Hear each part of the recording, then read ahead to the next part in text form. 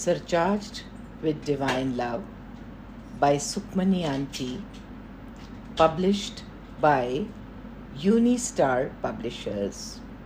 आज हम वाचन करेंगे अध्याय 3 गुरुजी के प्रारंभिक वर्ष का। जय गुरुजी। गुरुजी का जन्म 7 जुलाई 1954 को मलेरकोटला जिले के डुगरी गांव में एक साधारण परिवार में हुआ था। इस परिवार को पीढ़ी दर पीढ़ी संतों और फकीरों के जन्म का आशीर्वाद मिलता रहा है, लेकिन माताजी यानी गुरुजी की माँ के अनुसार उन्हें इस बात का अंदाज़ा नहीं था कि उनके यहाँ इतने उच्च स्तर के महापुरुष पैदा होंगे।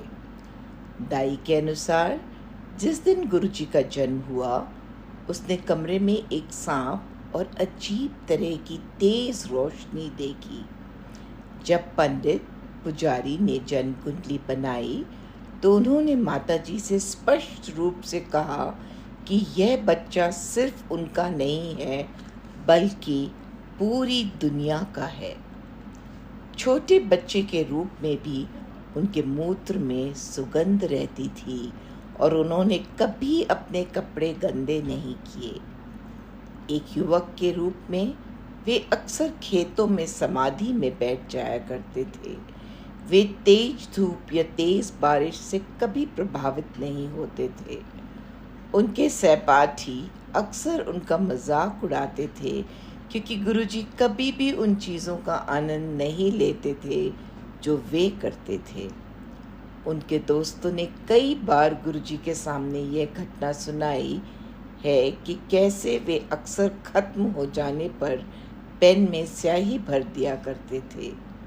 मैंने स्वयं गुरुजी को एक बार जालंधर में ऐसा करते देखा है।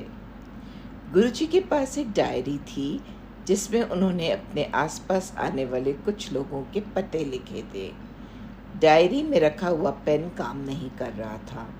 मैं सुबह से ही संगत से पता लिखने के लिए कलम उधार ले रही थी।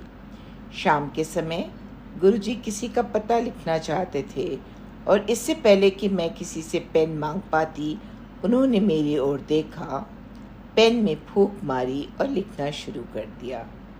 मैं ये सुनिश्चित करना चाहती थी कि पेन वास्तव में काम कर भी रहा है या नहीं, इसलिए मैंने देखने के लिए खुद को घुटनों पर उठाया और देखा।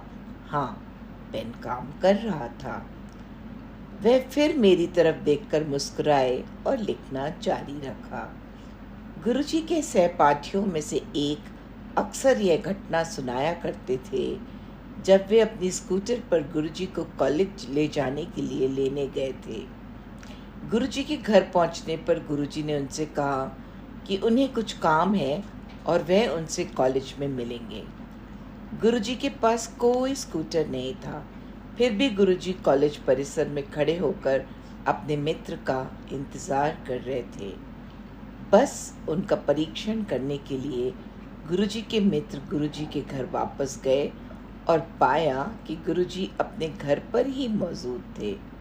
ऐसी कई घटनाएं हुई हैं जहां गुरुजी को एक ही समय में एक से अधिक स्थानों पर उपस्थित देखा गया है। गुरुजी ने डुगरी प्राइमरी स्कूल और गवर्नमेंट हाई स्कूल में पढ़ाई की। उन्होंने अपने कॉलेज की पढ़ाई मलेरकोटला के सरकारी कॉलेज से की। गुरुजी अंग्रेजी और अर्थशास्त्र में डबल MA थे।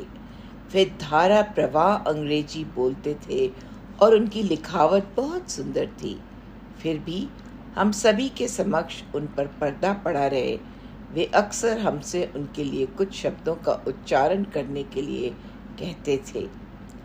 एक अन्य घटना में गुरुजी के मित्र उन्हें तैरना सिखाना चाहते थे। चूँकि उनको भीगना कभी पसंद नहीं था, इसलिए वे अक्सर विरोध करते थे। एक दिन वे सब इकट्ठे हुए और गुरुजी को गांव के कुएं में फेंक देने का फैसला किया। गुरुजी को कुएं में धकेलने के लिए उनका एक दोस्त कुएं में उतर गया और दूसरा ऊपर खड़ा रहा। जब गुरुजी को कुएं में धकेला गया तो उनके दोस्त ये देखकर हैरान रह गए कि वे पानी से नहीं टकराए बल्कि पानी के ऊपर तैर रहे थे। उनके दोस्त डर गए और इससे पहले कि उन्हें पता चलता, गुरुजी कुएं से बाहर थे और उनके कपड़े पूरी तरह सूखे थे। आज तक किसी को समझ नहीं आया कि गुरुजी बाहर कैसे आए या पानी में क्यों नहीं गिरे। गुरुजी को गंदे होने या अपने कपड़े गंदे करना पसंद नहीं था। वे खेती से संबंधित सामान्य काम करने के इच्छुक नहीं थे। एक दिन गुरुजी के पिताजी ने आग्रह किया कि वे उनके साथ धान के खेतों में काम करें। जैसे ही उनके पिताजी उन्हें खेतों में धकेलने वाले थे, 2 आदमी स्कूटर पर आए और कहा कि गुरुजी की कहीं ज़रूरत है और गुरुजी को अपने साथ ले गए। माताजी अक्सर गुरुजी को गांव की चक्की से गेहूं या मक्का पिसवाने के लिए भेजती थीं। वे घर से गेहूं और मक्का ले जाते और उसे पिसवाकर गरीबों और ज़रूरतमंदों को बांट देते थे। एक दिन गुरुजी रात में ट्रक भरकर लोगों को घर ले आए और अपनी माँ को उन सभी के लिए भोजन तैयार करने को कहा। उन्हें खिलाने के बाद उन्होंने अपनी माँ द्वारा बुनी हुई चटाइयाँ उनको वितरित की और उन सभी को सुबह तक आराम करने के लिए कहा।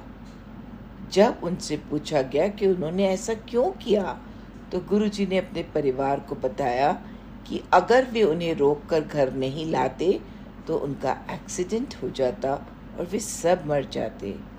उन्होंने रात में कब्रगाह में जाने में कोई झिझक उन्हें नहीं होती थी और अक्सर उन्हें घंटों वहाँ ध्यान करते हुए पाया जाता था।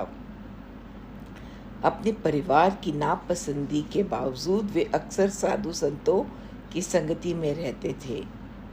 गुरुजी ने 1975 में अपना गांव और घर छोड़ दिया, जैसा कि उनके सहपाठियों ने बताया, और कॉलेज के बाद उन्होंने 1983 में कुछ समय के लिए पंजाब स्कूल शिक्षा बोर्ड के संगरूर के क्षेत्रीय कार्यालय में लिपिक सहायक के रूप में नौकरी की।